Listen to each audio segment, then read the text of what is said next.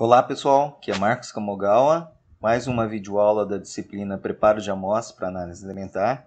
Agora nós vamos falar um pouquinho sobre os métodos de decomposição por via úmida. Bom, o que seria a via úmida? A gente já viu no vídeo anterior que eu posso decompor os compostos orgânicos, o material orgânico, através de um procedimento térmico, que envolve uma reação química com oxigênio, que é o processo de combustão.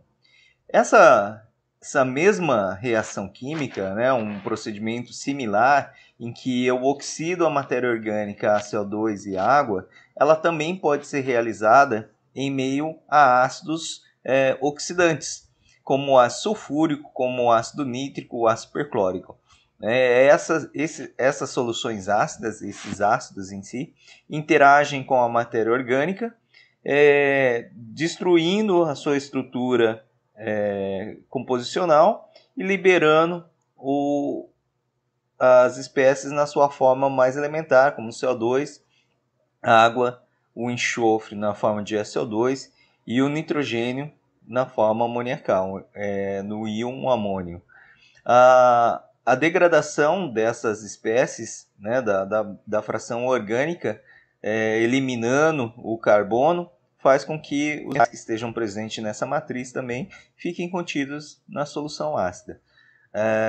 Então, quando a gente fala de decomposição, preparo de amostras por via úmida, nada mais é do que uma transformação, uma conversão da amostra sólida para uma solução, utilizando para isso um ácido ou soluções ácidas. O que seria então a dissolução? Por definição, nada mais é que a transformação direta da amostra em uma solução envolvendo ou não uma reação química. Ela pode ser a simples solubilização de um composto em água ou solução aquosa, sem a mudança química presente nela. Então, um exemplo seria a sacarose em água. Ela dissolve, mas continua sendo uma molécula de sacarose. A dissolução em ácido ou mistura de ácidos, aí sim a gente tem mudanças químicas, ocorre a quebra das estruturas moleculares, disponibilizando totalmente esse carbono ou parcialmente através da degradação. Ou também a gente pode ter a dissolução em processos de fusão, onde eu adiciono um composto que tem um ponto de fusão mais baixo e esse composto que se funde, dissolve uma amostra mais resistente. Isso daqui é muito utilizado lá em processos de solubilização de compostos refratários. Essa amostra dissolvida nesse fundente tem como propriedade ter normalmente pontos de solubilidades mais baixas do que o seu composto original. Isso é uma vantagem aí para dissolver compostos refratários, compostos de alta estabilidade química. Bom, quando a gente fala da dissolução de sólidos, é importante que a gente tenha alguns conceitos em mente. O primeiro deles é que ele tem a capacidade de dissolver completamente a amostra, o elemento químico que a gente está querendo analisar. Isso são as condições ideais. Os reagentes não devem interferir na determinação do analito. O instrumento que a gente está utilizando, muitas vezes, ele é suscetível a alguns solventes. Então, eu tenho que escolher isso que seja adequado à técnica instrumental que a gente está utilizando. Eu não posso ter perdas dos analitos para o ambiente, seja por a parede dos frascos, seja qual for a perda, ela deve ser desprezível. Assim como em outras discussões que nós já tivemos em aulas anteriores, os componentes químicos que a gente utiliza, eles não podem degradar ou atacar os reagentes, os frascos de reação que a gente está utilizando, Então ele precisa ser compatível para esse procedimento. A gente vai ver nessa etapa, principalmente por decomposição por via úmida, que é necessário que a gente tenha precauções de segurança por conta do risco ao operador. É comum acontecer explosões quando a gente está manipulando esses agentes oxidantes que têm uma reatividade bastante elevada. E dependendo da matéria orgânica que a gente está trabalhando, né, vai fazer a abertura, às vezes essa evolução de gás é tão rápida que ocorre uma explosão. E o ideal é que essa solução contenha todos os analitos que a gente quer analisar, que ele não seja parcial dentro desse processo. Em geral, para o procedimento para análise elementar, né, que a gente visa a determinação de metais, usualmente a gente faz esse procedimento com o uso de ácidos. Então, os ácidos têm características bem peculiares, né? Os ácidos minerais, os inorgânicos, têm características propriedades bem típicas. Então, a gente vai escolher o que é mais importante para nós por conta de cada característica de cada ácido. Eu posso, por conta dessas características, ter dissoluções seletivas. Dependendo da minha amostra, eu vou escolher um ácido em relação ao outro. Por exemplo, eu tenho um material que tem altos teores de silicatos, né? Para dissolver adequadamente essa amostra, eu vou ter que fazer uso de ácido fluorídrico, por exemplo, que tem a capacidade de interagir e dissolver os compostos de silício. Já, por exemplo, o óxido de alumínio, a aluminas, por exemplo, já em meio ácido ele tem pouca eficiência, mas ele é eficientemente solubilizado em meio alcalino. Tem que olhar também as características do metal que a gente está observando, porque o potencial de oxirredução, né, dos ácidos que nós estamos utilizando vai estar intimamente ligado ao potencial dos compostos metálicos que a gente quer dissolver. Então, todo mundo que tem valores de distribuição eletrônica, né, são eletropositivos maior que o hidrogênio, eles são solubilizados em meio ácidos. Os de potencial negativo também podem ser solubilizados, mas em geral a gente precisa usar alguns aditivos para evitar que eles sejam passivados durante o processo de digestão. Esses ácidos podem ser separados em algumas categorias, como ácidos oxidantes ou ácidos complexantes, né, ou não oxidantes, no qual ele, além da função de redox, né, que ele vai fazer a conversão dos metais por reações do tipo de oxidação e redução, eu posso também contribuir com um grupo ligante que vai formar reações de complexação e vão ajudar na dissolução desses compostos metálicos que estão presentes aí. Então, alguns desses ácidos que não têm propriedades oxidantes, né, como por exemplo o ácido clorídrico, bromídico, fluorídrico, fosfórico e o sulfúrico diluído e o ácido perclórico diluído, eles atuam dessa forma, né, atuando aí sem características oxidantes, mas sim de complexação ou outras reações secundárias.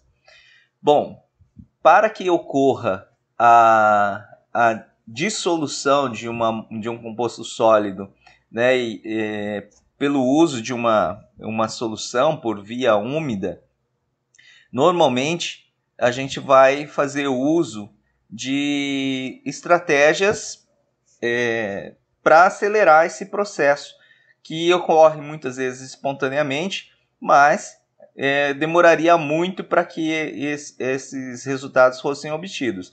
Então, em geral, a gente faz uso de alguns auxiliares durante esse processo para poder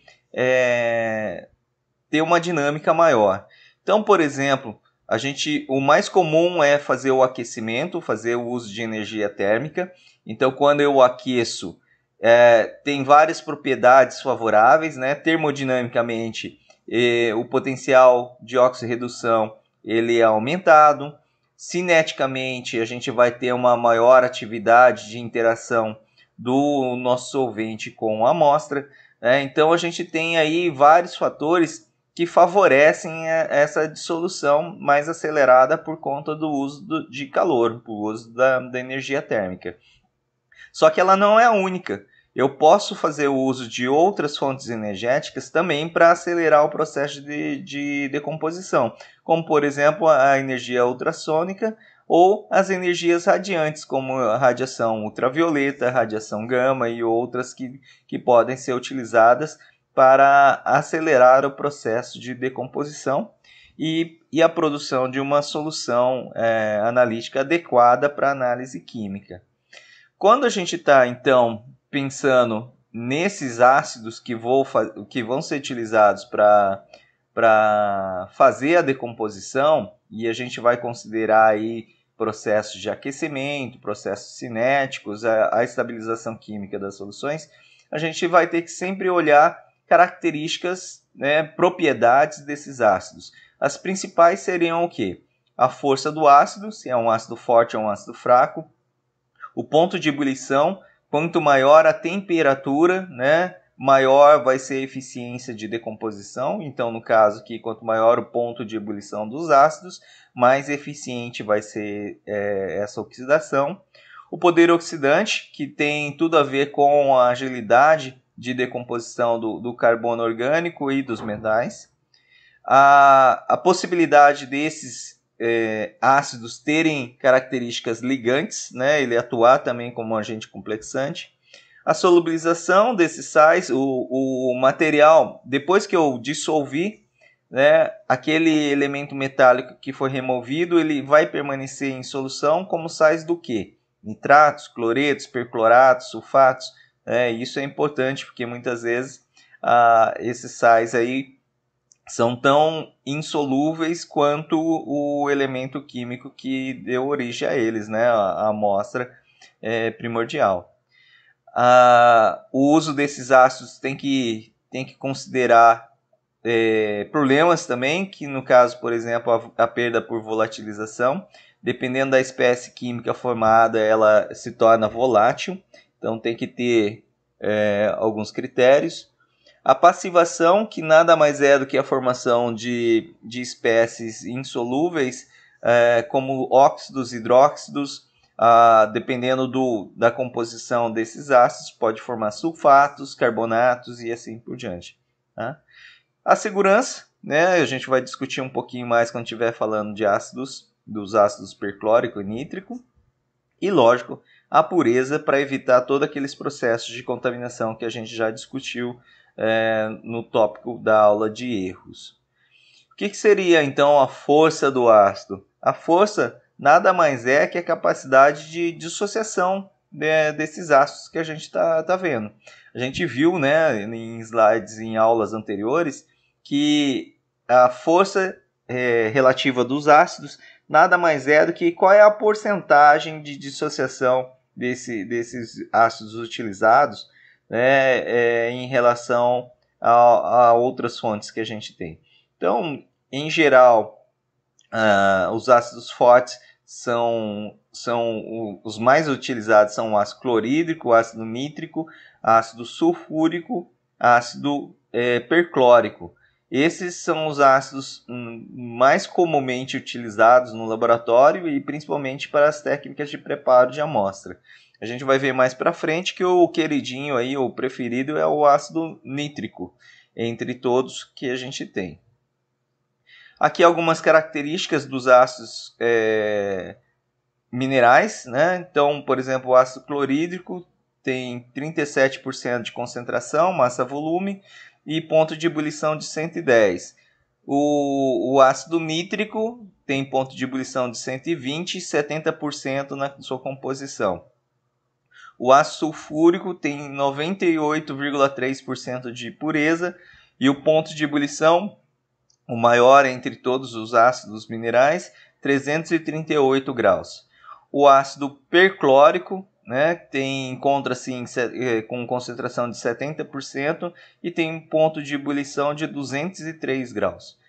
Lembra que eu comentei que quanto maior a temperatura, maior é a eficiência de decomposição da matéria orgânica.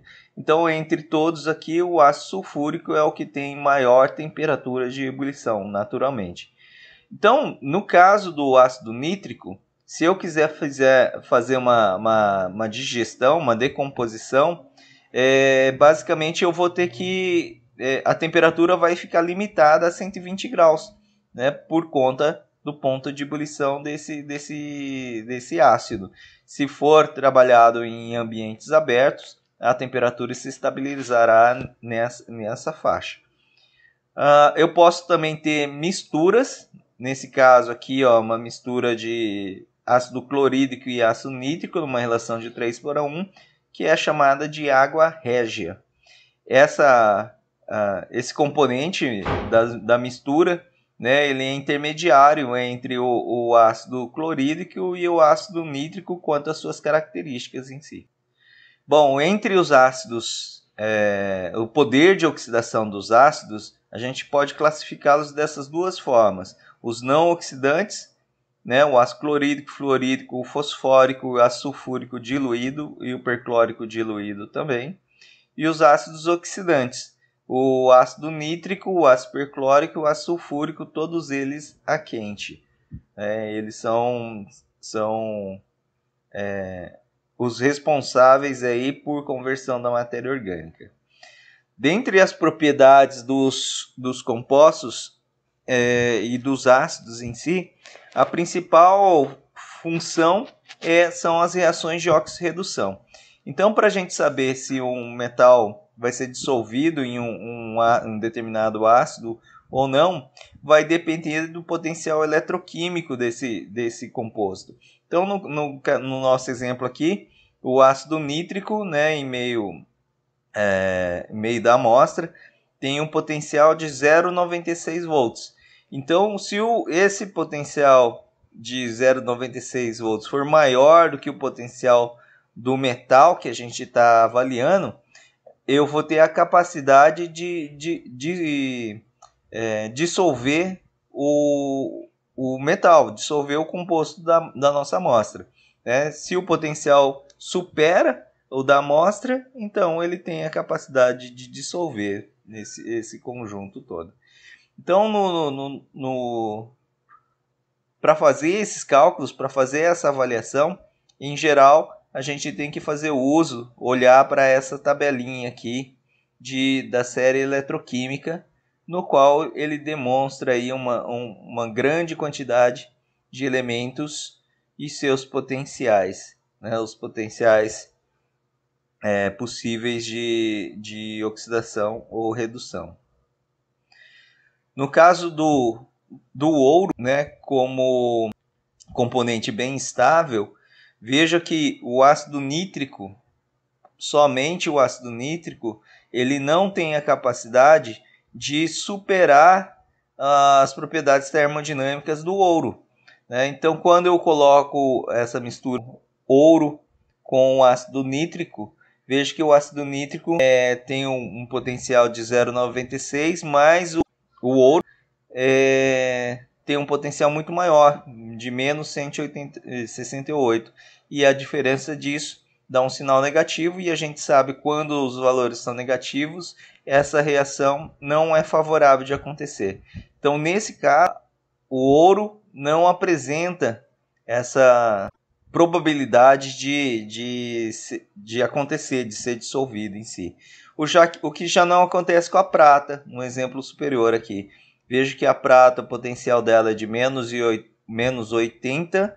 Quando eu faço a somatória desses fatores, a gente chega a um potencial eletroquímico positivo, indicando então que a reação é espontânea e vai acontecer. Para que a gente dissolva o ouro, não basta apenas fazer uso só do ácido nítrico. A gente viu que o ácido nítrico não tem capacidade para fazer essa dissolução.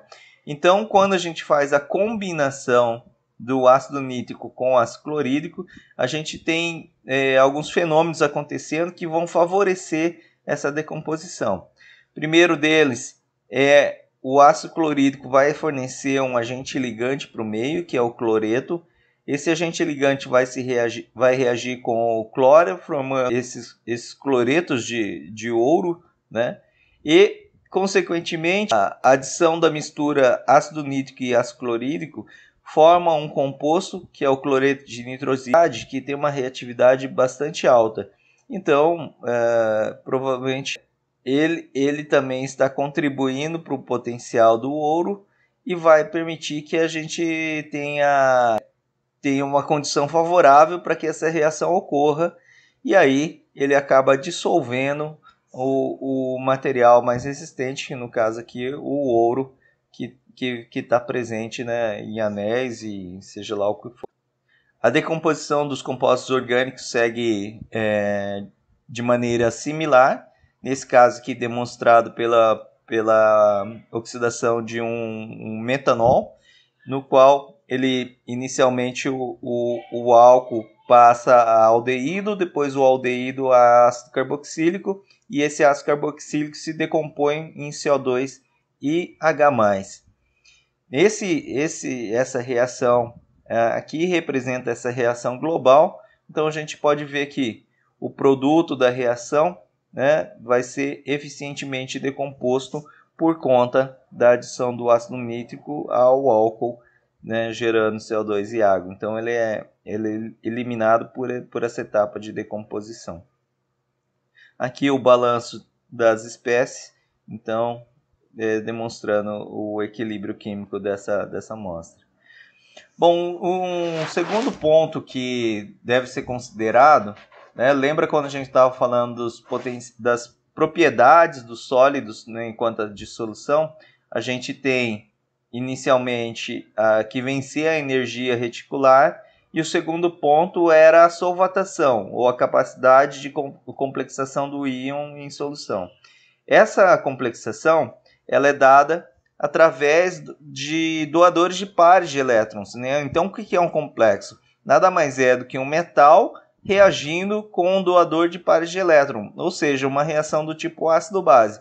O metal atuando como um eletrófilo, no qual ele tem uma predominância de carga positiva, e os ligantes têm a carga negativa, no qual ele doa pares de elétrons. Então, um exemplo aqui, ó, o cloro tem par de elétron, então seria cloro menos. O oxigênio tem par de elétrons. A dupla ligação tem par de elétrons. O flúor tem pares de elétron e assim por diante. Então, a formação de complexos, que nada mais é que a ligação do ligante com o metal, ele vai favorecer a saída, né, a solubilização dos compostos por conta de um efeito de remoção do metal da solução. Aquela solução não fica saturada das espécies iônicas.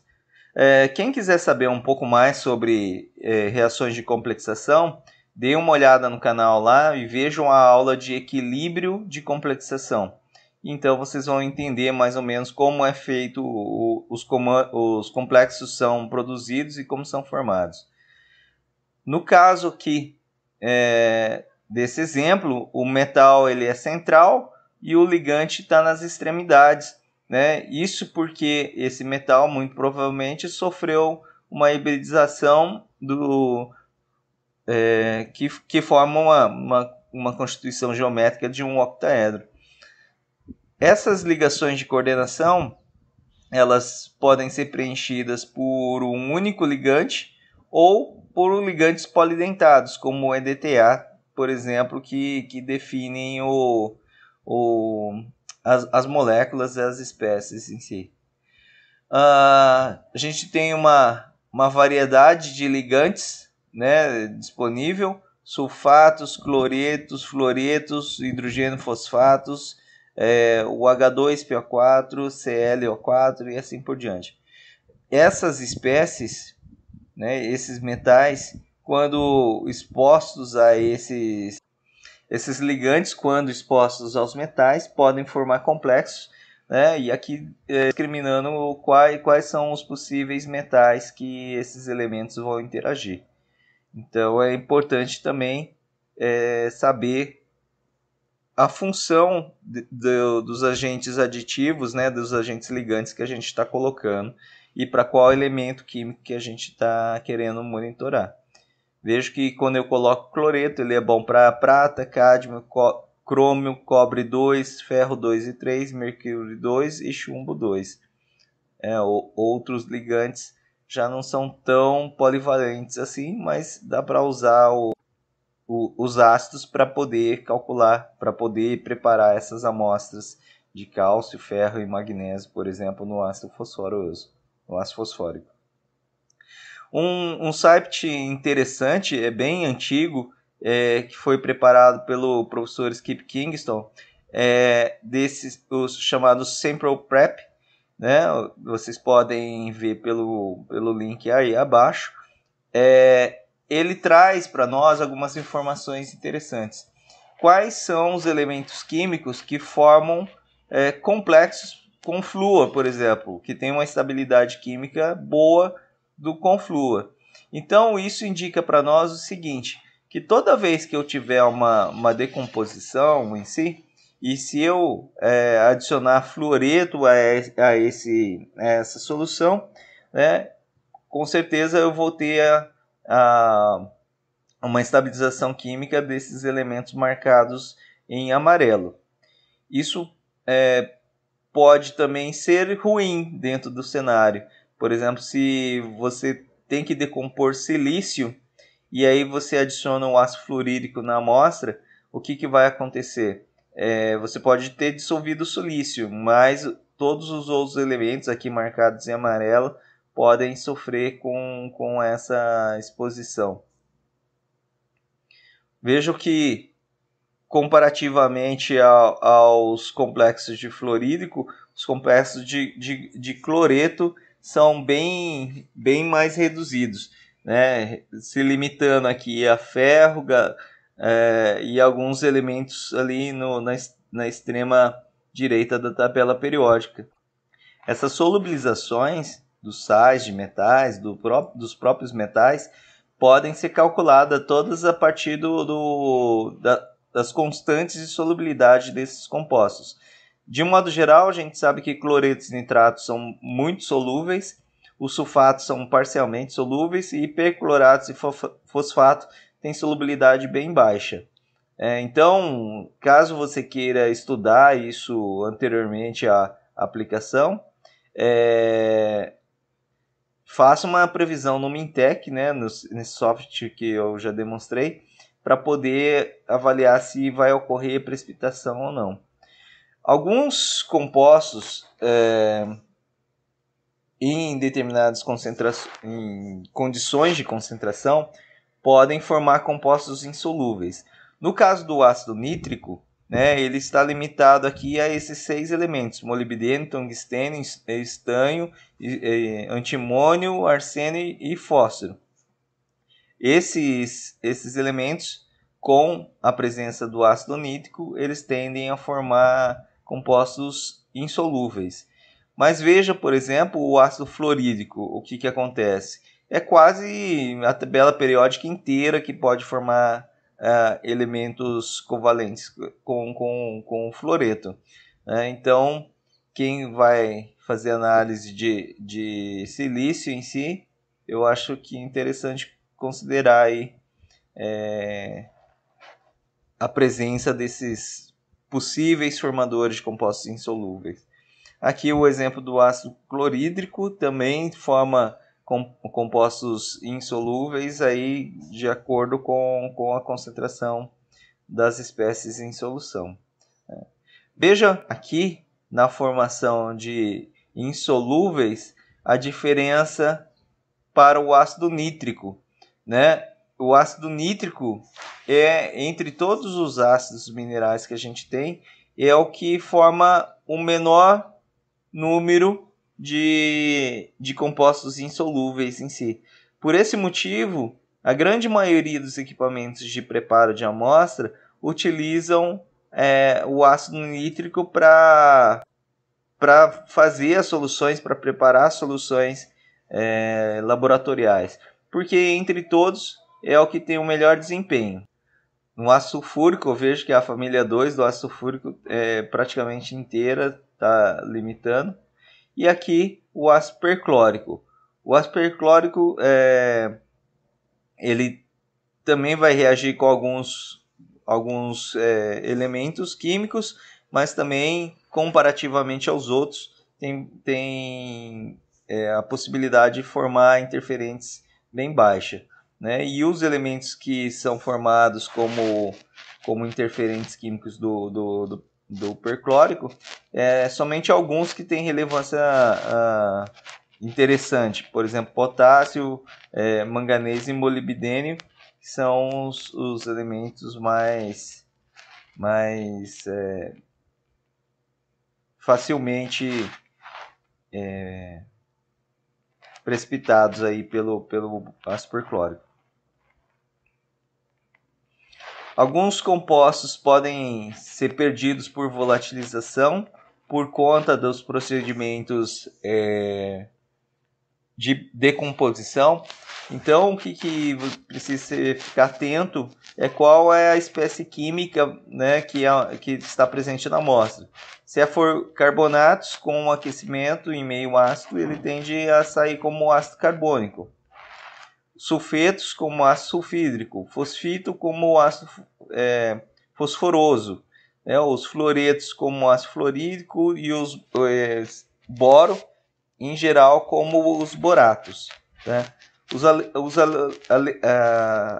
aletos, né, halogênios metálicos, também têm solubilidade bastante reduzida, assim como os óxidos. Né? Então, eu não consigo reter esses elementos, porque durante o processo de decomposição eles são perdidos por volatilização. Então, se o sistema é aberto, você vai ter a diminuição da concentração desses elementos por conta dessa perda por volatilização.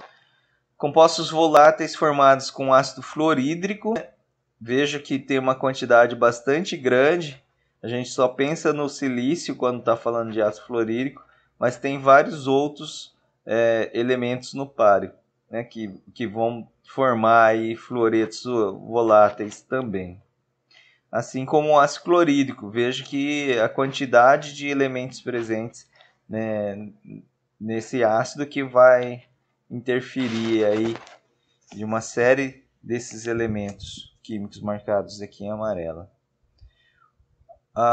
O ácido sulfúrico também tem uma volatilidade meio alta,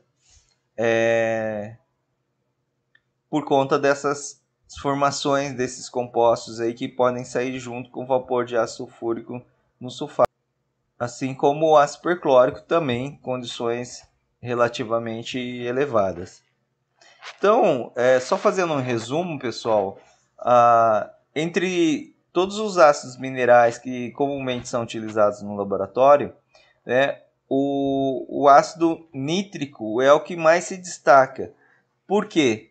Ele tem baixa perda por volatilização, ele praticamente não perde, né, por evaporação. Os ácidos perclórico vêm na sequência, e os ácidos como o ácido sulfúrico, o ácido fosfórico em si, já não tem essa propriedade, porque eles com certeza vão formar compostos insolúveis por conta de reações químicas, ou serem volatilizados por conta aí das matrizes também que a gente tem. Bom, a gente está falando bastante do ácido perclórico, mas ele está entrando na lista negra, vamos colocar dessa forma, dos reagentes químicos perigosos. Por quê?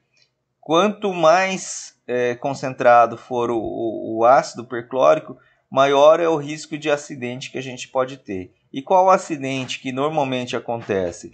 É a adição do ácido perclórico sobre uma amostra orgânica que se decompõe muito rapidamente. Como essa expansão de volume é muito elevada, a gente pode ter explosões ocasionadas por conta disso. Tá? O ácido perclórico, normalmente ele é utilizado ele não é utilizado sozinho, mas misturado ao ácido nítrico. O ácido nítrico aí tem a função de reduzir o ponto de ebulição e impedir que a oxidação seja tão elevada, né, pelo ácido perclórico dentro desse processo.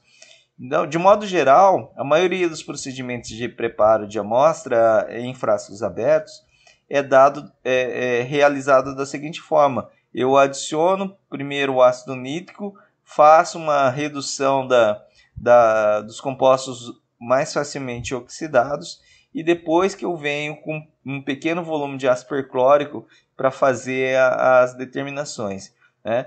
Pessoal da área de plantas que faz a análise nutricional das plantas utilizam-se desse procedimento, que é a análise, a decomposição, preparo de amostra por ácido nítrico e ácido perclórico.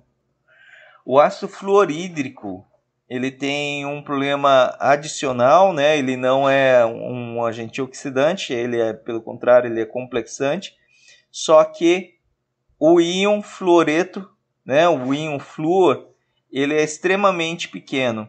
Então a manipulação dele traz um risco bastante severo, porque ele pode penetrar pela pele, né, e ser absorvido aí pelo organismo por conta das características desse íon. Outro ponto que normalmente a gente precisa considerar para o ácido fluorídrico é que normalmente a gente emprega ele quando eu quero dissolver silicatos, né? Então, no caso dos silicatos, ele é muito eficiente, só que, por exemplo, se eu colocar o ácido fluorídrico na minha amostra para dissolver os silicatos, eu não posso pôr isso daí diretamente lá no ICP-OS, por exemplo, porque esse remanescente de ácido fluorídrico vai atacar o nebulizador, vai atacar a câmara de nebulização e o atomizador. Então é quase que proibitivo adicionar o ácido fluorídrico ao ICP-OS. No caso, para que a gente resolva esse problema e não tenha essa degradação dos componentes do plasma, por exemplo, eu faço a neutralização do íon fluoreto, do ácido fluorídrico, né, fazendo a adição de ácido bórico. Então, eu uso em torno de meio grama de ácido bórico para cada mililitro de ácido fluorídrico que foi utilizado. Um agente que não se classifica como ácido, mas é muito utilizado nessa etapa também, é o peróxido de hidrogênio, no qual ele ajuda na decomposição, ele complementa aquele potencial oxidativo. Então, o ácido nítrico, que não tem um potencial tão elevado, pode ser acrescido do peróxido de hidrogênio para essa função. Então, eu adiciono o peróxido, ele complementa a reação química, com a vantagem que o produto da reação é água. O peróxido também, assim como o ácido nítrico, quase não forma compostos voláteis, né? Forma compostos voláteis de elementos aí que não são determinadas frequentemente, né? E aqui é a reação de catálise. O ácido, o peróxido, né? Desculpe, ele pode ser facilmente decomposto em água e oxigênio através da catálise metálica, né, com esses elementos aqui: vanádio, cromo, manganês, ferro, cobre, molibdênio e tungstênio.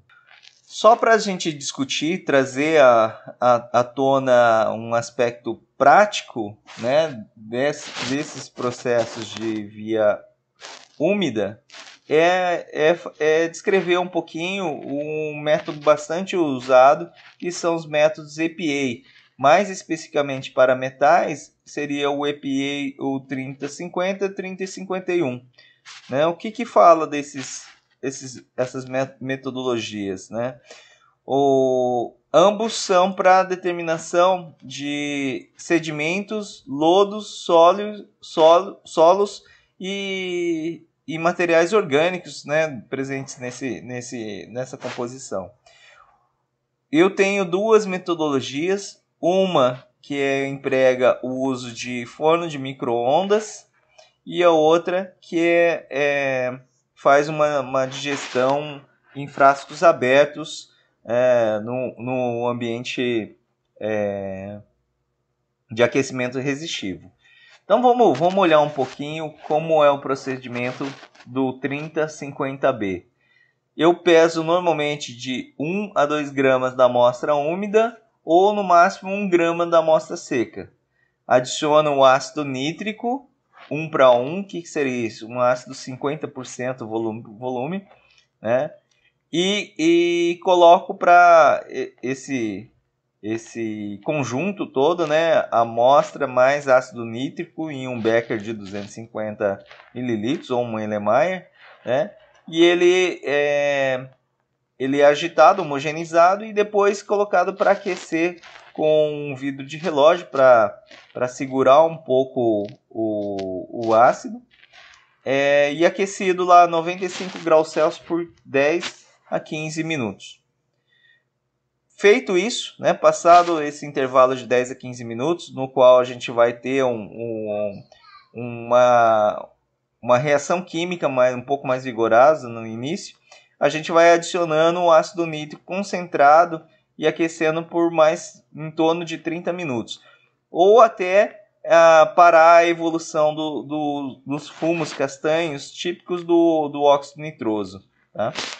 Esse ácido concentrado ele tem que ser adicionado pouco a pouco até que acabe essa evolução dos fumos, dessa fumaça marrom castanha. Tá? Essa proposição de metodologia, no caso aqui do 3050, para evitar a perda de muitos compostos voláteis, ele sugestiona que não entre em ebulição, né? Então a gente vai fazer o aquecimento abaixo dos 100 graus durante todo o procedimento. Então a gente vai adicionando o ácido nítrico até que toda a matéria orgânica seja eliminada e depois então a gente entra com um agente complementar de oxidação que é o peróxido de hidrogênio a 30%. Então aquece ele, conforme você coloca o peróxido, vai ocorrer uma reação química de oxidação, né? O oxigênio é liberado nesse processo, por isso produz uma efervescência, cria bolhas e ele ferve em si. Tá? Então eu vou colocando o peróxido até esse processo cessar e aí depois, finalizando isso, eu coloco novamente esse conjunto na chapa aquecedora e evaporo todo esse conteúdo até um volume mais ou menos de 5 ml. Nesse processo de evaporação, parte do ácido é eliminado, então a acidez é reduzida para uma condição que seja adequada ao instrumento analítico, né? Em geral, eu não posso colocar concentrações superiores a 5% no equipamento, né? Idealmente que essa concentração ácida seja inferior aí na ordem de 1% no máximo, né? Então, nesse caso, além de eu evaporar o ácido para um volume de 5 ml, eu também vou diluir ele para 100 ml no volume final. Comparativamente, eu tenho aqui o método 3050, que também é um método por via úmida, só que agora em sistema fechado, com forno de micro-ondas, né, que é o tópico da nossa próxima aula. Eu vou pesar uma massa bem menor, né, de 0,25 a 0,5 gramas da amostra, adicionar ácido clorídrico e depois o ácido nítrico e clorídrico. Vou adicionando, coloco isso dentro do frasco, fecho ele e coloco no forno de micro-ondas. Vou fazer dois processos de aquecimento, uma rampa que vai sair da temperatura ambiente até 175 graus por 5,5 minutos. E depois eu mantenho a 175 graus por mais 4,5 minutos.